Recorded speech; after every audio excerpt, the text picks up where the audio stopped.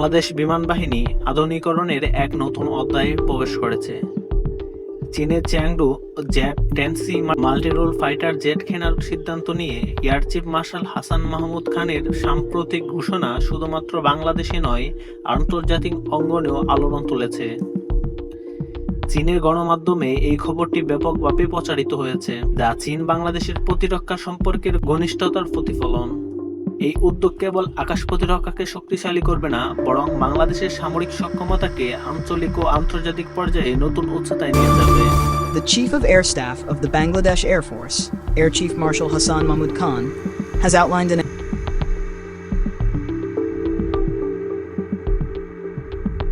চীনের গণমাধ্যমগুলো এই চুক্তিকে একটি মাইলফলক হিসেবে দেখছে, যা তাদের তৈরি যুদ্ধবিমান আন্তর্জাতিক বাজারে প্রতিদ্বন্দ্বিতায় এগিয়ে যাবে।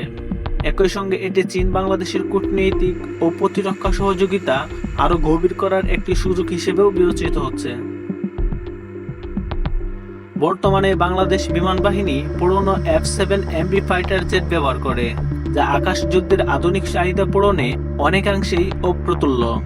এই যুদ্ধ বিমান ক্রয় শুধুমাত্র একটি সামরিক পদক্ষেপ নয়, এটি বাংলাদেশের আন্তর্জাতিক প্রতিরক্ষার কৌশলেরও প্রতিফলন। প্রতিবেশী দেশগুলোর ক্রমবর্ধমান সামরিক শক্তির সঙ্গে সামঞ্জস্য বজায় রাখার পাশাপাশি বাংলাদেশের প্রতিরক্ষা সহযোগিতা আরও শক্তিশালী হবে। এই পদক্ষেপ বাংলাদেশের প্রতিরক্ষা ব্যবস্থার প্রতি বৈশ্বিক দৃষ্টিভঙ্গিকে ইতিবাচকভাবে প্রবাহিত করবে।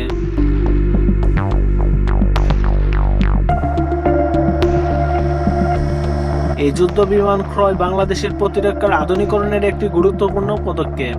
এটি একটি স্টপম্যাপ সমাধান হলেও ভবিষ্যতে বাংলাদেশের আরও উন্নত যুদ্ধ বিমান এবং প্রতিরক্ষা সরঞ্জাম সংগ্রহের পরিকল্পনার অংশ।